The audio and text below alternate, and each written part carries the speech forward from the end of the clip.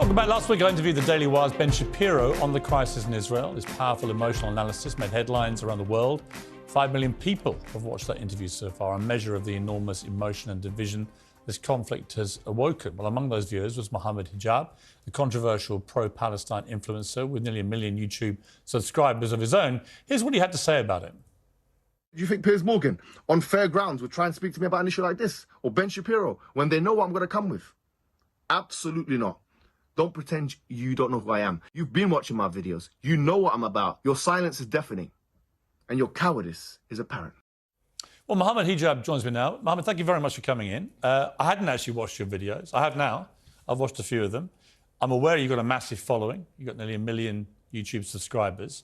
You're an influential person, and you have a lot to say about this issue, obviously. So I thank you for coming in, but I'm not too cowardly to talk to you. I don't have a horse in this race. I think I've tried to straddle a divide of being fair-minded with all sides. I've had all voices on the show. I commend you for that, actually, to be honest, for bringing me on. But do realise I did caveat that with on fair ground. So let's hope that this interview is conducted. I intend to be completely fair. Yeah, sure. I promise you, because all I want to get to here is a real sense of what is going to happen. We can all look back at. We can all look back. Let me just. We can all look back. Before that, Piers. Yeah. Sorry, if you want to say fair grounds, you introduced me as a Palestinian controversial. I actually corrected myself. Right, so... I said pro-Palestinian. I meant to say pro-Palestinian. So why did the word controversial come into play? I think you're controversial. So are you. Yeah, I wouldn't deny So is the that. ambassador. Why didn't you introduce her in that manner? I'm happy to say that to many people, her views would be controversial. So why didn't you introduce me as the Oxford graduate? Do you want to be introduced as that? Yes. OK, or an Oxford graduate. Go ahead. OK. No problem. You can be introduced as anything you like, frankly. It makes no difference to the debate. Let me ask you this. Where were you when you heard about what happened on October the 7th? I was at home. What was your reaction when you heard? I was actually very sickened by it. And this is something I do want to put on the table because I think it's fair for people to know this. In our religion, we do not believe, okay, as a Muslim, I am a Muslim, and I do not believe in the killing of any man, woman or children, non-combatants. That is not despite the religious teachings. That is because of the religious teachings. So in terms of condemning Hamas and just jumping straight into it, I condemn not only Hamas, but any other entity, okay, wherein it's proven that this has been done, that the killing of combatants has been done. Therein, I condemn any party that does it. Any party that kills people or strikes at people where it's more probable than not that it will hit a civilian target, I condemn them. And that's why I condemn the IDF. Because when they strike, they know that it's more probably than not going to hit civilian targets. They know that the majority of civilians or the majority of people that are going to be affected are civilians. We know that from the various operations that have been conducted. We know that because now in Gaza you find that there is a blockade, as you know, for 17 years, but also they're stopping them from electricity, water, which is a war crime under Geneva 4 of the Geneva Convention, Protocol 4 of the Geneva Convention. So this is something I'm surprised you didn't actually mention to the ambassador. But I did mention it. You didn't say it's a war crime. Well, I think it's an arguable point whether it's a war crime. OK, let me ask you now then. They are saying Israel, at the moment, Israel is adamant they are not breaching war crimes, right? It will be determined. But if we could, well, it will be determined whether that's the case. No, sorry. That's incorrect. Mohammed, let me just make a point to you back on that. I think surely we can agree that what happened on October the 7th was a war crime. I mean, when people are taking grandmothers and executing them, kidnapping young children, when they're killing babies in their cribs, we can agree that's war crime, right? OK, babies... Can we? Surely, of course, 100%. Right. But babies in the crib, sorry, what's the evidence for that? You don't believe that happened? Sorry, CNN, the White House, Sky News, which you work for, all say... I don't work for Sky News. Well, your thing... I did work at CNN. I saw one reporter who retracted it because she wasn't sure about the source. It's unconfirmed by the White House. But then the Daily Telegraph and the Jerusalem Post and other sources then did publish pictures CNN, which indisputably showed babies have been killed. No, it showed one baby who's been charred, and that picture has been put up on Twitter and has been refuted by many people saying that it's actually AI. That's completely untrue. That is true. What's your source? Mohammed, there's been a thorough investigation into the claim that was put up there by some rogue person on Twitter that it was AI. It has been completely disproven. OK, let me ask you a question. That picture, which was published on the Telegraph, is a genuine, legitimate picture. What is your source? Are you seriously arguing that babies weren't killed? No, I didn't say that. Well, what are you saying? I'm saying, give me a source. Yeah. You know full well you've been fired from the Daily Mirror for fake images. So you know full well about the I didn't accept they were faked. Exactly. The UK government did. Yeah, they did. Aha. Because the UK government, just to be clear, Sure. had waged, in my view, an illegal war in Iraq. So you're allowed to go against the government, and I'm not allowed to go against the Israeli government. Of course you're allowed to. So tell me now, what's the source? You seem to be making a lot of presumptions about me, Mohammed. Yes, because you had softball questions I was for the your editor. ambassador of a No, friend. they weren't. I put all the questions to the ambassador. I was editor of the Daily Mirror when we opposed the Iraq war on the grounds that I believed it was an illegal war. Yeah. I still believe that to this day. I think it stained this country. Fantastic. I don't think you even knew that. I did know that. Right. But that's not the point I was making. I was making the point that if you're allowed to go against the government in their classification of an image, then if you have pro-Palestinian activists who are saying, actually, we need to see a source, shouldn't they be entitled to that? The Daily Telegraph published on page 3. Should they be entitled to that, yes you're or no? talking about, the Daily Should they be Telegraph entitled to that, yes or said no? they had independently verified the picture, Mohammed. No, excuse me. If you're saying that their verification is wrong... No, excuse me. Primary source in academia, I know you've done a journalism degree, which is, frankly, it's not relevant to what we're talking about here anyway. Probably is to journalism, yeah. No, it's not to this conflict. But we academics require primary source evidence in order to make it. The Daily Telegraph said. The Daily Telegraph said they verified the picture. That's a secondary source. Fine. You may say that's secondary source. You may say that's a secondary source. Well, you may say you don't think it's genuine. I don't agree with you. But the wider point. That was my point. But I said I want a source. I just want to see the evidence. What we're arguing about here. You're not contesting that babies were killed. No, I'm saying I want to see the evidence. So why are you picking on the semantics of the veracity of one picture, which has been verified by British journalists? Why are you picking on that? British journalists are some not an example authority. that somehow this wasn't as bad as it seems. British journalists are not an academic authority. You know that full well. You've been fired from Daily Mirror for that very purpose. What I'm saying to you is this: putting this issue to the side, I think you're trying to use this as a red herring to move away from the bigger What red issues. herring? This is a red herring because already 1,023 children have been killed in Gaza. That's why. And you didn't ask the ambassador that question. I literally asked the ambassador. No, I said 3,000 people have already been killed in a week in Gaza. Well, you didn't ask her whether she even listen to my interview with the ambassador? I did listen, but excuse me. Well, don't put words in my mouth or say I didn't ask a question. Let me ask you a question. Do you condemn the killing of those children by the IDF? I tell you what I condemn. Yes or no? I'm going to answer your question honestly and truthfully. Sure. And because I've tweeted about this, right? Oh, okay. I think that what happened on October the 7th was one of the worst atrocities I have ever had to read about or watch on It happens every day in Palestine. No. So why do you care about that? It actually doesn't. It doesn't. It does actually. Yes. No. The Israeli forces. I've got the stats for that. Israeli forces do not go. Cast-led, Wait a minute, protective Mohammed. edge. Go and check it out. Mohammed. Israeli forces. Cast-led, protective edge. Israeli forces don't go into Gaza on one day and grab grandmothers and kill babies in their beds. Okay. And hold on. Rape and abuse women. So, rape, is there any evidence for that? It's been multiple reports in multiple mainstream media publications. Well, you're going to sit here and deny everything, No, right? no, I'm not denying anything. You are. No, I accept that some civilians have been killed. I do accept this. And I already said... You don't believe any of the reports that women were raped? No, I didn't say that.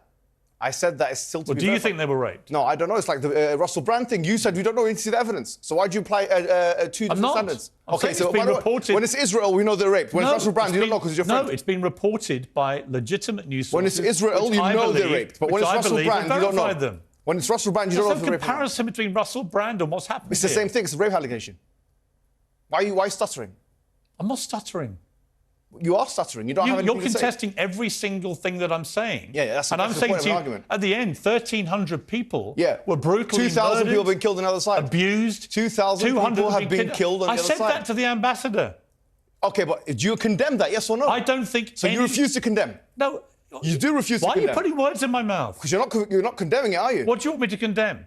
Israel's okay, right. Excellent. What do I want you to condemn? Yes. I want you to condemn the fact that the IDF, knowing that it's more probable than not, pressing buttons from the sky, killing innocent civilians, 1,000 of them children, that is a war crime and that is not acceptable morally. Just like you condemn the other one. Is it condemnable or not? I believe, given the scale of what Hamas did on October the 7th, Israel is entitled to kill children. No, that's not what I said. Go ahead. They're entitled to defend themselves with force. Okay, excellent. Then the question becomes, Mohammed, it's an interesting debate. Sure. If, as it seems to me, you believe too, Hamas are not a force for good, do you believe that? Well, I think that anybody who kills children and those elements of Hamas who are killing children... Right, so we can agree. So we agree. So my point is, your point. If Israel's purpose is to rid the world of Hamas after the atrocity of October the 7th, How do they do that, given that Hamas embeds itself in civilian areas in the way that it does? Everyone knows that in Gaza. Okay. How do they do that Excellent. in the surgically clean way that you seem to think they should be doing? Okay, can I say... How do you not kill civilians? Beautiful. I don't like any civilian death. Do you mind if I answer I the question? don't endorse any civilian death. Well, no. Do I you don't condemn it, though. Hang on. Yeah. No, and here's why. Because I support Israel's right to defend itself. Beautiful. Now, can I say something? No, one more point. So then Go you ahead. can reply. Sure. But the question then becomes, what is proportionate? Okay. What is a proportionate response? Okay. I don't have the answer. Excellent. Because I don't know what a proportionate response to 1,300 murders is. When 260 young people at a music festival, most of them peace-loving people enjoying themselves at a festival, when they get slaughtered by people paragliding in with machine guns, I don't know what the proportionate response is. Piers, let me respond to you. So can you tell me? You've spoken for about 2 minutes. You didn't do that with the ambassador. By the way, I'm just showing you're saying fair, but you're not being fair. I've said what I okay, want to say. so let me paint a picture. I will be fair. Sure. I'm genuinely interested in what you have to say. All right, excellent. You're from Irish descent. You know that there was an IRA in Belfast and so on. Okay, so let me ask you a question now. If there was IRA in Belfast and they were occupying council properties and so on, and then we have a plane of RAF going to destroy that council property, destroy all of Belfast, flatten it, as one representative said, Gottlieb. The IDF said that. One of the IDF members said that we will flatten it completely. That's what we want to do. We don't care about accuracy, he said. We care about damage. That's what he said. You didn't question her about that. But anyway, if the RAF were to then go into Belfast and flatten, as the IDF and these guys want to do, if they want to flatten Belfast with all the white people, I'm going to use the term white, all the white people, council estates living in there, with the excuse that we're doing it because it's proportionate defense to the terrorists. What would you say about that? Here's what I would say to you. Is that acceptable or unacceptable? Here's what I would say to you. Yeah. The IRA committed a series of atrocities over numerous decades. They targeted, in their eyes, military and political targets. They usually gave some form of warning, not always. Okay. They were terrorists. No, they were terrorists. Sure. They never, ever went out one day and committed the barbaric slaughter of 1,300... Irrelevant. No. If they did. Sorry, it's not irrelevant. If they did. No, Mohammed. They did. Here's why it's not irrelevant. They never did. But if they did, would you accept the RAF to flatten Belfast? By the way, there were outrages committed by the loyalist parliamentaries too. My question is, here's my point. If they did, would you think it's acceptable? They never came close to committing an outrage on that scale. If they did, is it acceptable to flatten Belfast? They never went in and kidnapped grandmothers or killed babies in cribs. If they did, is it acceptable or not? They believed they were fighting for better or worse, and I believe for worse, and that's why I'm glad peace was found. They believed they were fighting political and military targets. I'm trying to bring it closer to home to you. You're trying to compare apples and oranges. No, I'm not. Yes, you are. It's you that's doing that. The only comparison that I would say that we saw from October the 7th and what Hamas did is with ISIS. Excuse me. It's the only comparison. Do you mind if I... Let me ask you a question.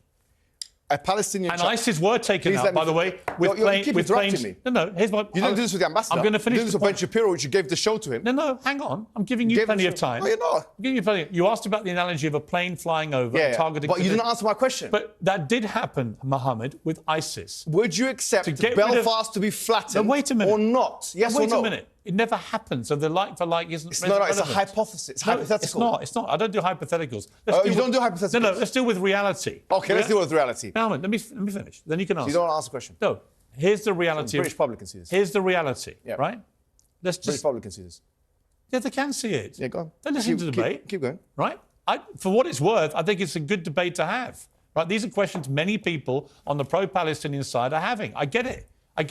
Right? But you're trying to compare what happened on October the 7th with the IRA. No, I'm not. I used a hypothetical wait a minute, Mum. question. I'm comparing it to ISIS. And the way that the world in the end dealt with ISIS actually was to use airstrikes. And many civilians were killed. There's a huge difference many innocent people died. They're not. You don't understand it because you have no idea of the religious What's the difference between what happened on October the 7th and ISIS? The difference between the Palestinian resistance is the following, okay? Any kind of thing which has Palestinian resistance attached to it, and ISIS, which is a brand of tekfirism, okay, is that ISIS is just one of many brands of tekfirism, which you don't know what it is, which is a kind of excommunication type heresiological Islamic sect. Okay, so if there's It's nihilistic mass murder. That's all they care about. Listen, I know what you're saying, but I'm saying something else. You agree with me, don't you? I do, but of course I do, but you're not understanding what I'm saying, so I'm trying to break it down. I am understanding what you're saying. What I'm saying is that anything... And I'm not anti-Palestinian, by the way. Sure, Piers, but... Over the many years, if you bothered to check what I said about it, I have always tried to shine a light on the plight of the Palestinians. Allow me to speak, please, because you're just talking over me. The difference between the two are the following, right? Even if we assume that the killing of combatants in most definitions of terrorism is something which brings someone to be a terrorist, okay? I would say that if that is the case, then the state of Israel breaks that threshold and meets that condition. Because why is Israel not a state terrorist? If their highest officials are admitting that we want damage and not accuracy. Answer me this question. Why is the state of Israel, who are illegally occupying Gaza and the West Bank according to international law, and even the ICJ said that, okay, which is, as you know, an organ of the UN, all right? So this is international law.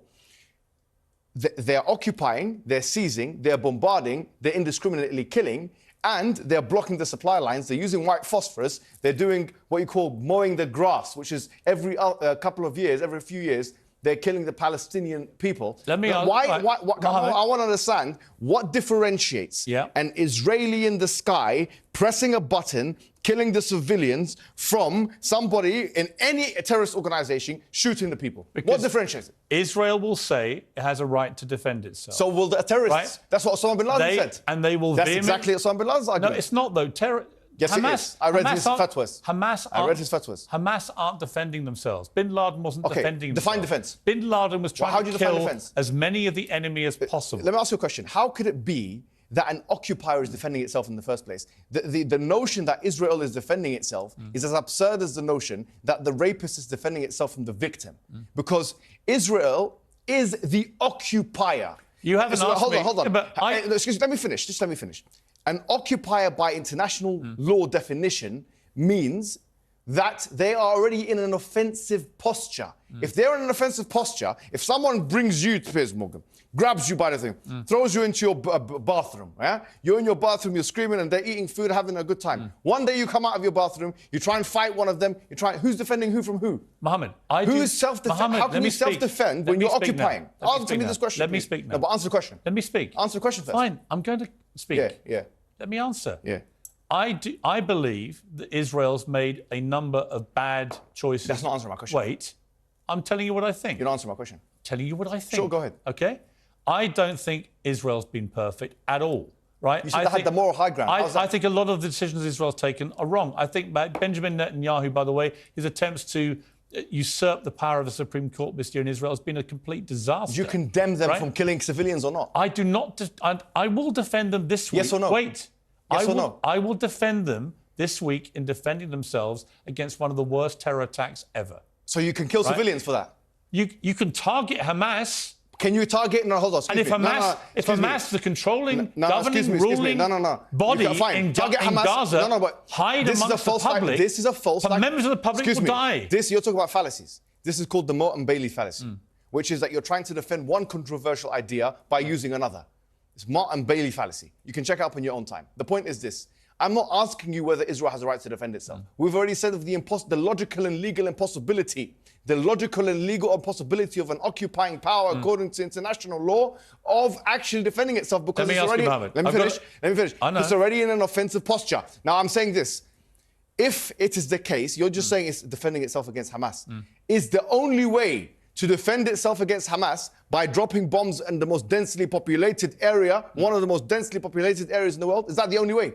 It's a false dichotomy. You're creating a false dichotomy. They could do surgery. They can do insurrection. They can go in and they can target. We're going to take a short break. I'm going to keep you here. I want to finish this. I want to give you the time. I think it's an important debate, an important conversation. Sure. But you have to answer my questions. I will. We'll come back. Yeah, but actually, you have to answer mine. It's my show. Actually, I can answer for the record. You can ask me as many questions as you want, but I'll tell you what I think. I've answered all your questions. We're going to take a short break. We're going to come back and we're going to finish with a few more minutes. Okay. Welcome back to Piers Morgan Says. Well, Mohammed Hijab is still with me. Mohammed, we've had a lively debate. I knew it would be a lively debate. This is a very important issue. It's a passionate issue. People on both sides. If I tweet about anything, doesn't matter what I say. One side, if I'm even remotely sympathetic to them, the other side poor abuse and vice versa and so on. Let's try and cut through it all and get to what happens here. How do we find peace in the Middle East? I've been covering Israel-Palestine since I've been a journalist, 3 decades.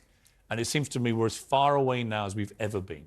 How do you think we get You'll to be a place of surprised. peace? Look, even Hamas, some 4 or 5 years ago, they even agreed to the 1967 lines, the borders.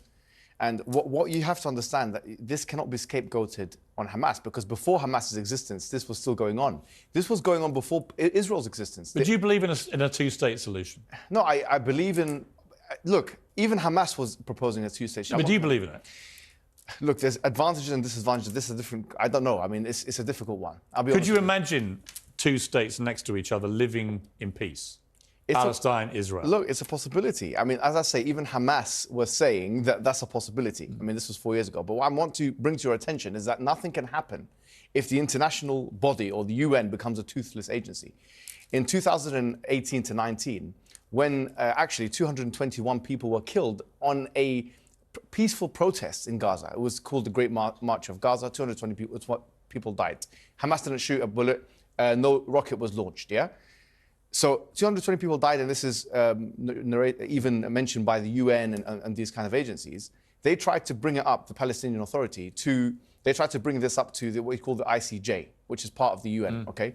What happened is the Donald Trump administration, they threatened to freeze the assets of the ICJ, which tells you the following. What are the Palestinian people to do? Because the fact of the matter is, if they try and bring it up... Let me ask you. Let me finish the point. Let me just finish the point. If they try and bring it up... We're running out of time. That's why I'm jumping in. If they try and bring it up to international law, it's thwarted. I do think if they're trying to boycott... international law matters. Sure.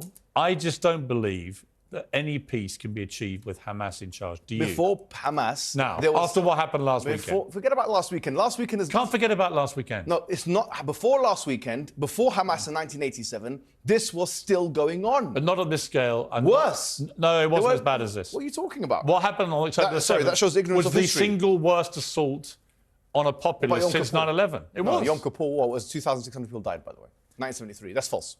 In one day?